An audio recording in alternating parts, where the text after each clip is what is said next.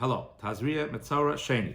Now, Sheni is going to be as well a continuation of the laws of Tzaras. Very specific. It discusses, we're using the article English, inflammations, burns, Tzaras that goes onto someone's head, someone's face. All of these different Tzaras have different nuances of laws.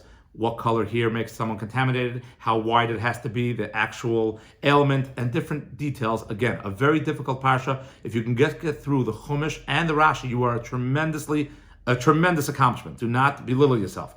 We're going to focus really on just one word here because we have to realize something else that we learn from the Torah all the time. Everything we read in the Torah per week also has to be looked at in the bigger picture of what is going on in our lives at that point. And here you'll see something fascinating. In Pasuk Lama Gimel, it says, discussing the Tzaras, it says that at a certain point in the purification process, and sometimes the contamination process, we have to shave around to make sure we can know exactly what we're dealing with. So it says here, the person is going to Pasuk 33, he's going to shave himself, but of course he cannot shave the actual affliction. He shaves around it, and that way he'll be able to know if it spreads at all. When he makes let's say I'm making a number at 1 inch around space, he'll know if it then touches later on that way. But what's fascinating is when you're looking at the Chumash, the word v'hisgalach, the gimel is a large gimel. Sometimes we have large fonts and sometimes small fonts in the Chumash. These were ideas given at Sinai from Moshe Rabbeinu.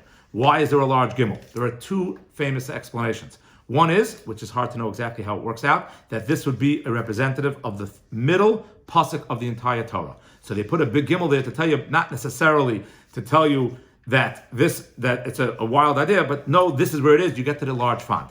Now, anyone could ask an obvious question. Make the whole word large. Make the first letter large. Why the specific gimel? And here we see something relevant to our times. Right now, Sephardim, Ashkenazim, most Jews around the world, at certain points, we are not shaving during these 49 days. Which day specifically depends on your custom. Here we have the large v'hisgalach. And the Hasidic Ramazim bring down the large gimel and the letter next to it, the lamed, is 33. Why? Because after 33 days, we can shave.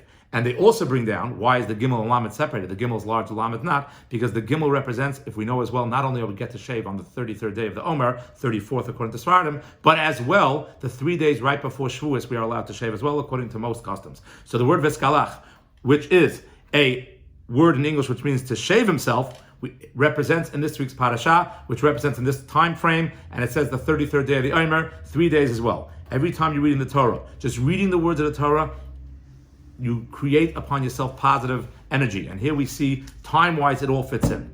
Thank you.